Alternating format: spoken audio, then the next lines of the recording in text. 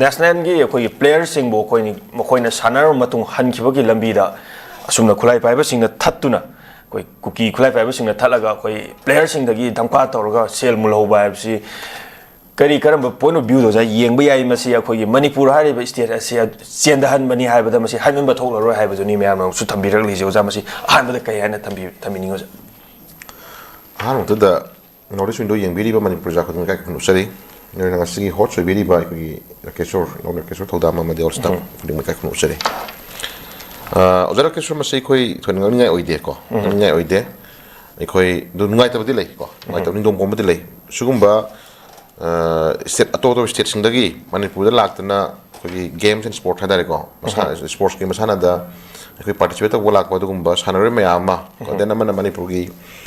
khoi sports ki hiram da manipur si state si manipur state si saktak seri ba dugumba sagi state amani ko dugumba manipur si sports ki line da culture ki line da any hiram ama da hadare ko khoi yamna saktak seri ba dugumba manipur state se khoi smana neighboring states singdagi sanaroi mayam school gi mahiroi mayam laktana akoi participate tamadana mai jumo gi angam ba gold loba silver loba whatever mai moina ngam jaba haitare ko participate tonor matungda akoi manipur gi sanaroi mayam na akoi competition tonor kan da sagi dai da athoi en haitare ko tonor kan da career ma da den afaba sagi sanabagi lamda pukhon am khonor ko timing si da chuguma thodo he thon base akoi ahan ba dinate ko tabu thon thodok singje thokpade dum toy ni toy ana masi mari na government gi lady ba dugumba missionaries mayam dagi mokok thongba officials mayam na masi am kupna masi mieng changom changi ko dena man haji khudamoina hajiti viral oye tra hajiti viral oye pen da bu kolom mayam launa re hajiti wa haina re kono ozar kesko ado dena man asi khogi ya sa dare ko khogi official team na sumasi kai legi ku kupni hom changi ado khoina sai sum yeng matan pa jamatam da official ma do inquiry tongna ba thada gare ga na khoi pawmi tai ko ado satra singi sumaina yamna tangna lakpa yamna khoi yamna hadi maru eba khongchet dam haidare ko khoi sumaina lakpa khongchet dam da sugumba dagi hendokna driver kaya amagi life da threat torkiba nam hadna gari nam hadna pcha mungiba nam hadna gari mai thadokpa nam hadna gari dagi loot pat tawba masi not only for ngasi ngaragi thokna te si ozara kesko masi sangaba manipur gi praja singda sahi lisang sinna chatrak badung mamiot minai haitare ko adung manu yaw part nama kanana cookie lamen tuhen ba cookie terrorism drug mafia sing chatrak badung ba ko yam sangba lisat namani ko suguma lisat se center gi luching ba singna yengaga ko center gi luching ba singna yenga ngasi bawda dum yengaga dum phayena dum hair leiba pora dum oi haitare parmani ko denamana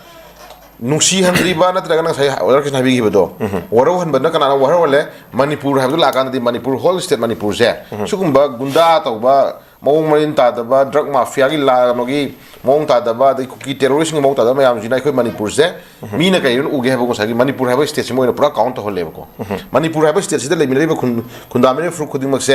sugumba manipur ni chatlu nu chat pa ya bu na te union home minister na sometimes as manipur je moi masen pa hara lebani mabu phuna lebani moi masin me man ta brati ga na phunu ko sometimes adum kha uidna ko phunu ko adamana center gi luching basing sina ikoi manipur je yamna sathiba yamna wild oi badugumba jati fruit moina gi community na un gi type ta he un baje masin no aite ko se khudam moina sports ki oina sanabagi oi batu khrobo ko sanabagi samai laga marakta sai khoi sum khavet paper sum pajama tanda pung ani rom haum to mai ma taw male ko pung ani rom je pura nongoi sino nam thamaga pung ani rom je heng do tham haidare ko kam ta lengan kholan targa ado wari sa ko nam dana de shamun lobo ko wari ni hilai tra pung ani rom je pura threat to wari ni hiyauri je adana sugumba mayam jidi lai dana kogi malem thongam habra kaino koi nau anda kogi transgender mana koi delhi dagi peace ki badu khongchet ama lakhi badu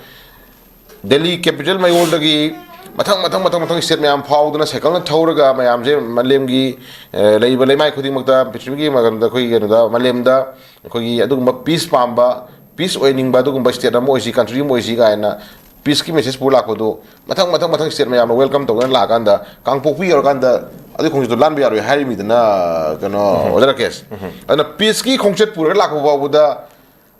cookie ga en toriba dagi den cookie terrorist sai erasi da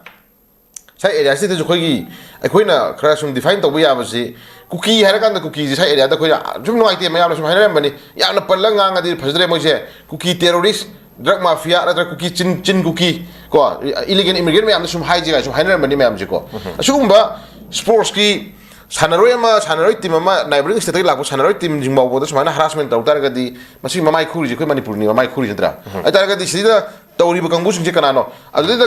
geng kangbu khara tawri poto geng kangbu tu di geng kangbu ni ko moi da dum khona particular ka pan me to boto bu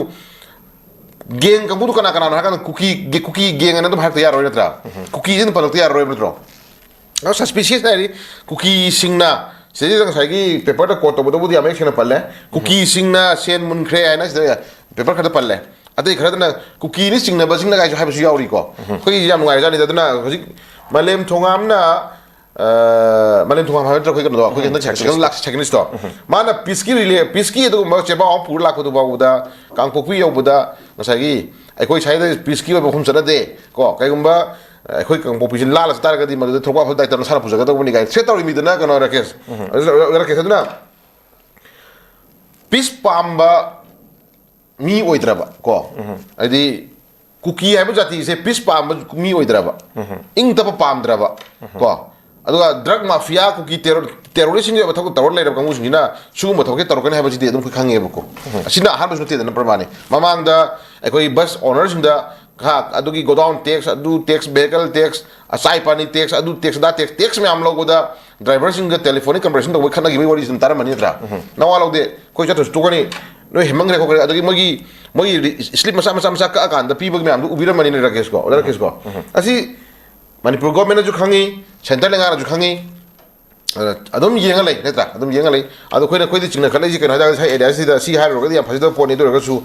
sai ga percentage khaina ra za la ka hangin ku chila khre ba ko tawro percentage ka longna ra sinoi na longni tax longni mo lawro tawro khoi udram de hono ha adu haira ga su khoi adum inquiry tawri thigali ga adum haige alhum dum lo chening di ma hanganu ko पैसा बसिन खर फरमिना जिको पुरना गायन हाइबदा हाइमिन नबा officer सिंग यावर ब्रगाइ जे ओजरा case कोइ हंगबा लाए बको अन tax नौना ब्रगाइ पैसा हंगबा लाए बको टैक्स जेनर ब्रगाइ जे अदुना लाइबा इशू जे कोइ याम लाइन लोगो दि फते नाइबरिंग स्टेट सिंजिना अतो मेलन लाइबा दुगुंबा नाइबरिंग स्टेट सिंजिना सुगुंबा साना खोनाबगी ओइरो कल्चर गी ओइरो एनी काइंड ऑफ हिरामा मणिपुर स्टेट पांथोक मतमदा तंगाइ फदना कोइ जी यामना साथीबा स्टेट अमोन उहलकांदा कोइ मियोबगी मिनुसी मचेत अमा याउदबा यामना वाइन लोइबा यामना वरौहिबा को अदुगुंबा स्टेट अमोन उहनगिबदुसु मोइ मियोइ खरज नाइ तारे को खुजो खरज ने साइन तरकांदा कोइ मणिपुर जे अदुगुंबा स्टेट अमनि गान उहनबदि फतबा लाइबको याम थुना government sina yam thuna government PR government sina yam thuna action taken to honjaningi action lokhola ningi ko cheno mi sin pha ningi chapchana phara matungda matung manaw da es par logi matung tawya de ningi pramani ko sumaina mapalandagi lakpa sumaina player mayam sports dagi chhatra mayam jmo sumaina tawta raga di icham chamba koi manung jile ne ka musin ka mani kano jara kes ko adu di adum chingbu singna di adum mangi bai je mangre ha lori natra खर लेगा कोई मैं आमसंग लाखों तोरंगनी धरना फमगनी अदगी memorandum पीगनी अखोई थिगली हारगा तुम मांग mummy तुम मांग लोरे नत्रा लोरे हजिबाउता कोई थोखरेबा सही खरगी मनंगी लानसिदा मांगी बचाई नौ मयामा को छात्र छात्री ओने लगिबा कोगी इजन कोगी हेमाजित का कनो कोई निथोय गानबी हजिबाउता कोई सरु पोलाम फंगद्री नत्रा अदगी कमलजित कोगी आर्मी केमंग मांगी कोई कनो फंगद्री देंगा हान मांगी बा कोगी करानो कोगी कई ममिंग बा कोगी कोई नम मांगी बदुबो कोई करीबा करी पियार मंग मांगी बा कोई थीब खंगिदर लगिसा कोगी करी ममिंग दुबो विकास हाइबरा कनो अमा सबितु करेक्शन को मांगी मैम जिंग सिवाल तो फंगद्री हाइतारे कनो राकेश को अदना फंगद्री बा मैम जिंगसे मसागी मरनाय ओइना तारा दुम तु एबको मसागी मरनाय तारा तु ए अदना मसी कयाम कुइ लेरगा खोइना मसिदा कसगी कहानी वरेप अदगी कनो डिसीजन नत्रगना कोई लोगी ओइबा कसगी कनोजी लौबी रकदा हाइबजी कोई दुम हंगनरी हाइतारे को कोई लुवांग बुकेस हाइबको लुवांग बुकेस मांगी बदो सो थि खंद्रीदना अदु बताइदा मु नोमै काफक मसिंग थिगम दरे हजि नत्रा कनो उदर कसो अदु सुगु मयाम जी कोई नुवाइते अदु हजि दे फिल्म जे मणिपुर सी अतोपा नाइबरिंग स्टेट सिंगना याम साथीबा मोमन तादबा दुगुंबा स्टेट अमन उहननाबगिदमक्ता कुकी नार्को टेररिस्ट सिंग ड्रग माफिया सिंगना लिसांग सिना चथरकबा दुगुं परम मतौरे बसिम खंगिना मतम ओइरेबको ना सुगुंबा नेशनल हाईवे सिंगदा तौनिंग तौरिबा dagi mi phaninge phariba lut tongninge tawriba den amana ngasagi pot muninge munliba adagi whatever career mani ba dagi dei chen mayam gi ijat phajat khongwen rakhi mayam chi ngasi ngarang history na ngarang na thok ponatri haugi ba chahi sang sa pot mayam khe ur leiri haidari ko matam ragi mamangda ekoi national highway sing spam matam dai koi bus ta spam matam da lungdang osila di bus thong onjal laga ko chi jaga sima di koi lan de ade ngamna bran hul de khan ma du ma koi thena haidari dara kes ko adai sum khara farak khara kitang phare na khalur matung da ma hajum ka dore sedugi chatna bido ipai pogi poro da koi phagi bisi nong tu ngangi ko hainagi bali chat ai dum hongma ya de ha porom le de pramani ko adugi type ta mogi masada yawba kuki terrorist ni mokok ta yawba dugumba nature ma ko thadok na ba yaro da dum nature ma moi da mi gang lut tongning bagi mi hatning bagi drug ki oiba then whatever issues khara dum crime tong bagi intention khara leiba se adum ngasi jothang leiri bro dar kisko ana suma mayam je koi nuai te aduna ngasagi chapchana masi posok se mong tan inquiry tor matung da koi manipur se lo lei manipur gi lei ba state se sugumba tawbo ya por phum te ga se masi khangnam change natraga di oja singi oiba okhalon chatra singi oiba okhalon churu chaki do poto o manipur sidi sugumba state mo ere matu kunau sanam sabe abranti ko matu kunau da mo da national games sile adagi national school games yawo ro adagi any kind of culture gi orama gi ro any kind of thabam toraka na manipur sangun nugo as manipur ji bera ne pura wild loib ni moment ta da ni ga ji hayan na bagi lambi ma chathara bra ju chingda ngtre ba ko adugumba chathara na basin ma tamda leiri ba lengak sina yenga sum legi do itara ga di adu yok sota ga di odara kes khuju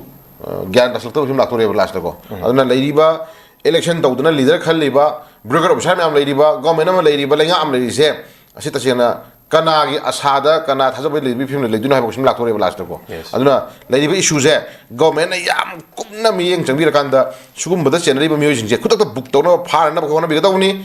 tampaki area dana any crime tawda second khara numit machine khara tamunda adagi any crime any problem thawda yam thuna ma adum arrest on phana phuna ba gori rush nak ba khona ba game ko jingi jina sa ga dum sakma yeng na bai mong ma da ko sakma yeng na bai mong ma da chengarang na da ju sum yeng je ba aju issue khar le da jing du ko jing du sugar le na khulai ma tik chana pai ba ko kuki gi la lo ba kam khar la kan da mi khun jeng la ka thon tor ma le indra ado khulai ma tik chana pai la lak pa ka thukan tor ma kang bu sing do koi da sum ching yam no ai ti si yam ching na ri si madu do ka no hai ba ko koi gi government ga shoot on da ba mo gi uk ne ha bra no ko shoot on da kang bu ni hai ba ko shoot on da kang bu sing du na shoot on da kang bu sing na army gi mamang da sipai gi mamang da nongoi full bias ba na da karba de kai maram gi yes ko then aduga amok kare hai ni press note na kai thok na na sa gi shoot on kang bu sing na ka pa gi ka pa da shoot on kang bu ka pa ko shoot on kang bu da ka pa gi ma mi yung ta han ba ado press me thola ka na shoot on da kang bu ne thok bu ba ko ada sai area da shoot on da kang bu ma ga shoot on kang bu ji ma ga ani je gambling ji chana le ra chana le kang bu ma ya ra ko hang mu lai ba ko je phok joi khai da idp me hong gi gi ngai pham ma aing chu ba no mai ka pa do ai khoi kuki ge dum ba shu group na ka pa ne ji hai de ba ko no ala ga di shoot on da kang bu ka pham ne thok thok thro ba nam di adi turbung bangla ta na turbung ta na kang bai ta na kuma kan da shoot on da kang bu sing na full lams da kuma kan da bai tai ta ba lam jing da no mai ka pa ngam ga ma du da gi amu escape taro sat laga muk ra ne chakha ga muk da re phone na chakha ga mo gi phone jam jaga chakha ne ta ga di ada maning ma da le ba sibai mi am no ke do le ba ko adi ke do le ba ko sim la e za kes hang ma ko sim yam le ko ji ko confusion yam le ado sane bu ni la ang ko ni la man ni ko ang ni lam khana na le phim jing je ko kup le yom changi ko se turbung no mai ka pa du army gi mo gi officer amana captain amana masai gi ko no more mai ka phale ro ga ta haidro tha pi dro ta no laga ado tak pati kafan basu kana ga mama order pi basu kana ga mama kafan loi ha basu kana ga mama adum order phan pi bangam ba mi ma dum yaw ma mi sum ta ro odara keso ado ana khoi saji dei film se tasing na national school games yaw la ko mai roi sing da han gi lambi da lut tawba ado threat tawba kian hon ma tawai se siju sagi thoina part amagi manu hai ta ne ko thoina tahon mage tahon ge na khan ba du ba manipur ji irang leiri shanti leitri ing tap tri do lehen ma ya na bagi adu ma mami ma hen ma ya na bagi thoina taw yong taw pot ma wera bra su khang ma le ko ai tar ga hoi dai posok se achum ma ran je le ngak sina phajna khoi thijin biro ꯊꯤꯒꯠꯍꯟꯅꯤꯡꯖꯅꯤꯡꯉꯤ ꯑꯗꯨꯒ ꯁꯤꯒꯨꯝꯕ ꯃꯄꯥꯟ ꯂꯝꯗꯒꯤ ꯂꯥꯛꯄ ꯑꯗꯨꯒꯨꯝꯕ ꯃꯍꯩꯔꯣꯏ ꯈꯨꯗꯤꯡꯃꯛꯇ ꯄꯤꯔꯤꯕ ꯅꯨꯡꯉꯥꯏꯇꯕ ꯊꯧꯗꯣꯛ ꯊ꯭ꯔꯦꯠ ꯇꯧꯔꯤꯕ ꯃꯨꯟꯕꯤꯒꯗꯧꯔꯤꯕ ꯄꯩꯁꯥ ꯃꯌꯥꯝ ꯋꯥꯠꯏꯕꯔ ꯀꯣ ꯅꯨꯡꯉꯥꯏꯇꯕ ꯊꯧꯗꯣꯛ ꯃꯌꯥꯝꯁꯤꯡꯁꯦ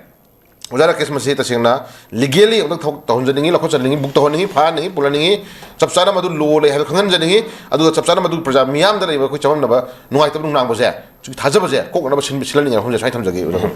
ꯌꯥꯝꯅ ꯃꯔꯤꯛ ꯆꯨꯝꯕ ꯋꯥꯐꯝꯅꯤ ꯑꯣꯖꯥꯅ ꯊꯝꯕꯤꯔꯤꯁꯦ ꯑꯩꯈꯣꯏꯒꯤ ꯁꯥꯟꯅꯕ ꯂꯥꯛꯄ ꯑꯩꯈꯣꯏ ꯁꯥꯟꯅꯔꯣꯏ ꯃꯍꯩꯔꯣꯏꯁꯤꯡꯗꯒꯤ ꯙꯝꯀꯥ ꯇꯧꯔꯒ ꯄꯩꯁꯥ ꯃꯨꯜꯍꯧꯕ ꯁꯦꯜ ꯂꯧꯍꯧꯕ ꯍꯥꯏꯕꯁꯤ ꯍꯧꯖꯤꯛ ꯂꯩꯔꯤꯕ ꯃꯅꯤꯄꯨꯔꯒꯤ ꯁꯤꯆꯨꯋꯦꯁꯟꯁꯤꯗꯗꯤ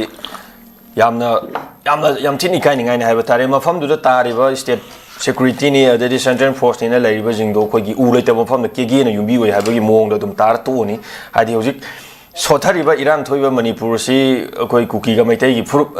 ꯑꯅꯤꯁꯤꯗ ꯏꯔꯥꯡ ꯊꯣꯛꯄ ꯇꯥꯔꯒꯁꯨ ꯑꯇꯣꯞꯄ ꯁ꯭ꯇꯦꯠꯇꯒꯤ ꯃꯅꯤꯄꯨꯔꯗ ꯁꯥꯟꯅꯕ ꯂꯥꯛꯏꯕ ꯑꯃꯗꯤ ꯑꯩꯈꯣꯏ ꯃꯅꯤꯄꯨꯔ ꯁꯛꯇꯥꯛꯏꯕꯁꯤ ꯑꯌꯥꯝꯕꯅ ꯑꯩꯈꯣꯏꯒꯤ ꯁꯥꯟꯅꯔꯣꯏ ꯄ꯭ꯂꯦꯌꯔꯁꯤꯡꯅꯁꯨ ꯑꯩꯈꯣꯏ ꯃꯅꯤꯄꯨꯔꯁꯤ ꯁꯛꯇꯥꯛꯄꯅꯤ ꯑꯩꯈꯣꯏ ꯃꯅꯤꯄꯨꯔꯁꯤ ꯑꯩꯈꯣꯏꯒꯤ प्लेयरसिंगी सानरोइसिंगी कोई पावरहाउसनि फो हाइनरिबनि अदुबु मणिपुर स्टेटसिदा असुम्बा कोई स्टेट लेवलगी नेशनल लेवलगी सानबगी लाखपसिदा बुक्ता हनगिबदा दमका तौरगा सेल मुलहौबगी कल्चर जिस लाबनिना मखोय मखोय मयुमना हनगिबा मतम मखोय मखोय सानरिबा स्टेडियम द चंगिबा मतमदा कंपलसरी मखोय द थेंगनरपा अवा नुंगाई वारी सारंगमनि हाबसु कोई थाजबलै अमदि मणिपुर हाइबा स्टेट सुम ओइहौवी हाइबसे कंपलसरी वारी सु लिरंगमनि तगदबु मसि अमुक्तंग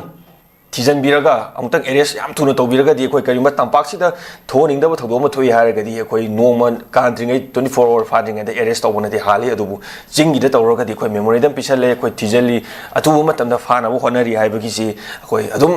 मसी हायरगसु लाई एक्शन लौबदि इउ उदे अदु मारफमदुदा तारिबा स्टेट सिक्योरिटी फोर्सिंग अमदि सेंट्रल फोर्सिंग दो करी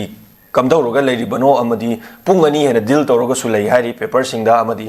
अचत ओंग सिंगसु बिरंगमनि अमदि मनाक नकपदजु अखोय पुलिस सिंग लेरंगमनि हाबदु थाजबले अदु लैना लैना अदुमबदु उबिद्रबनिना उ लेते मफम केगे युबी ओय हाबदुनि हौजिक लाइबा पॉइंट